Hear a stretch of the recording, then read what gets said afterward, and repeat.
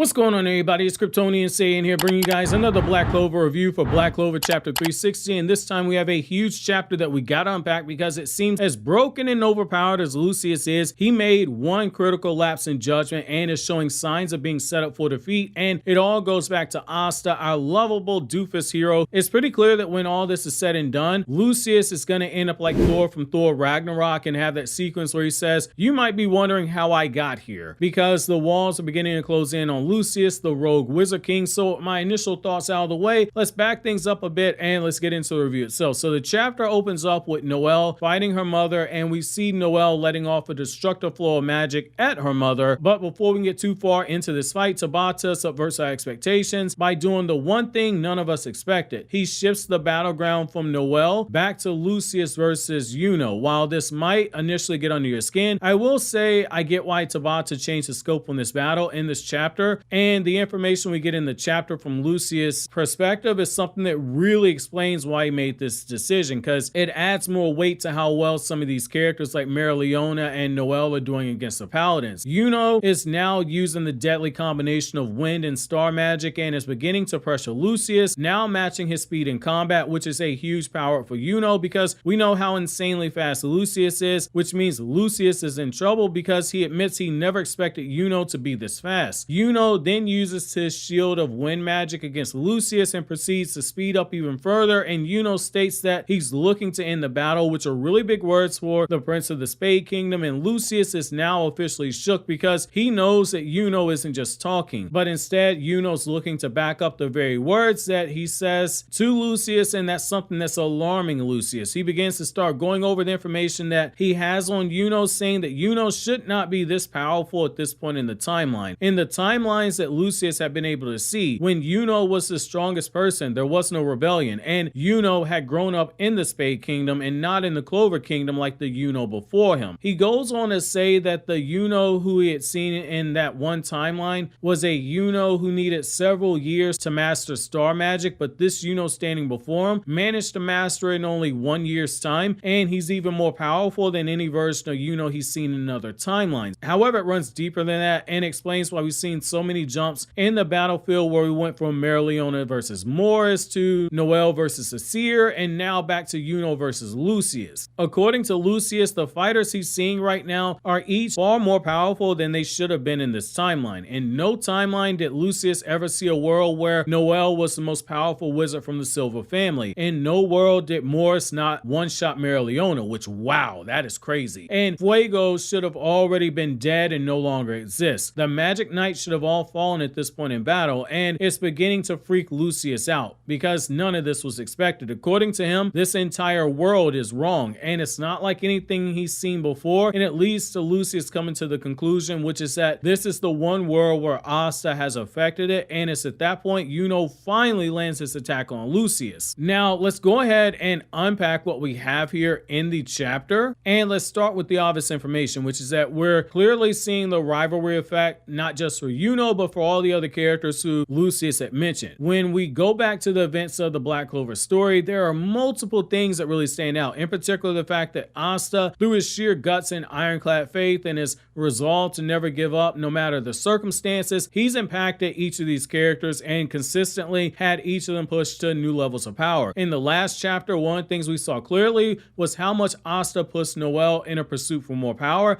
and how much clinging to the idea that Asta was still alive pushed Noelle to that new level of power that she's at now, where she can challenge her mother in power. Yuno has been pushed even further by Asta basically from the moment that they were in the orphanage together. Leona and Fuego at different points in the story either got inspiration watching Asta resolve, or they directly powered up in arcs where Asta was pushing forward in his abilities. We're seeing Asta basically be a lightning rod for so many of these characters, and I think that while it's cliche, cliches aren't necessarily a bad thing, as long as you put your own unique spin to it, or if you play it extremely safe and stick to the scope of what we're used to seeing out that cliche itself. The other thing that we see is that Lucius in his arrogance should have just listened to the Supreme Devil. When we were coming out of the time skip, he warned Lucius that Yuno was a real threat and he was growing at an alarming rate. Lucius instead chose to go after Asta, when in reality it might have been in his best interest to go after Yuno at the very first, while the element of surprise was still on his side. lie, because nobody knew that Julius was actually Lucius, but instead by attacking Asta and having Yuno be forced to tell their loved ones that Asta might be dead is giving Yuno that emotional amp that surpasses anything the rivalry bump could have given him. And when Asta does come to the battlefield, there's going to be another bump that just comes from just being in Asta's presence. Lucius had one shot seemingly to clear the entire chessboard, but he blew it, and his foresight ability has holes in it that he has not taken into account. Here's the other thing. There was literal foreshadowing of this being the case when we go back and we look at the manga, which is why I said last week when Black Clover is all said and done and we're able to go back and look at the series from start to finish, there are going to be a lot of people who owe Tabata an apology because the foreshadowing is very strong here. Lick's demon destroying sword was stated to have the power to sever the cause and effect relationships around it. Asta wielding the demon destroyer sword is something we had to keep in mind. Based on what we're seeing right now, we can say that Asta has been changing the timeline from what it should have been in the same cause and effect manner that the sword was stated to have that power, but this time it's Asta changing the relationships of those around him and making them more powerful. However, we also have to take into account what we were told in chapter 189 of the manga by the elf-possessed ghost, who told Asta that a convenient power like that to make it look as if nothing ever happened for free. If you actually think something like that exists, actions come with consequences and there's no getting around it. And he warned Asta to always remember this rule when it comes to life, talking as if it was an absolute certainty. Changing causality before and after getting the Demon Slayer's sword, we're seeing the effects of this right now, but we have to ask if there will be more consequences like Asta was warned. I think one such consequence might be the Supreme Devil who gave Lucius the heart of Lucifer, because we mysteriously haven't seen him from the moment that he warned Lucius about Yuno, and now we're seeing exactly how powerful Yuno is, and Lucius is getting scared. Is this a potential restoration of Astaroth being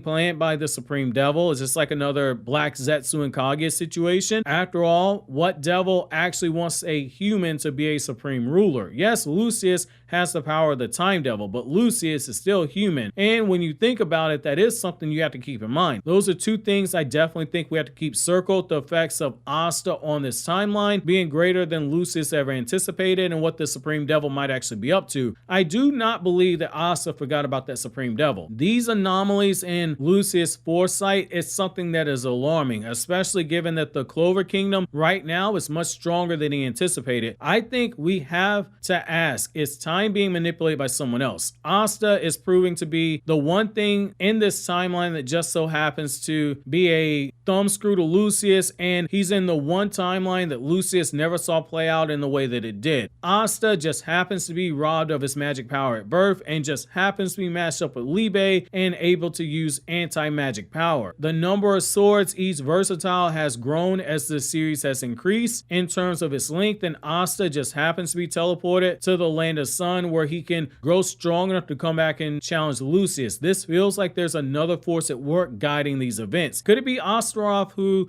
foresaw the possibility and set this up as a contingency, which would explain why the Supreme Devil has acted in the way that he has? Or could this even be potentially Asta's father, who we have no information on? And given we've learned about Yuno's parents and we've learned about Asta's mother, I think that Asta's father won't go unaddressed in this final arc. We might be seeing what people have said, that Asta's father might be an angel. I think that's a stretch, but it's something we got to put on the table right now. And that's actually going to be my chapter question for you guys. Why do you guys think Asta changed the timeline the way that he did? Is this Astaroth, or is this Asta's father behind this, or is this merely a coincidence? While you think that over, click here to watch these other Black Clover videos you see on the screen right now.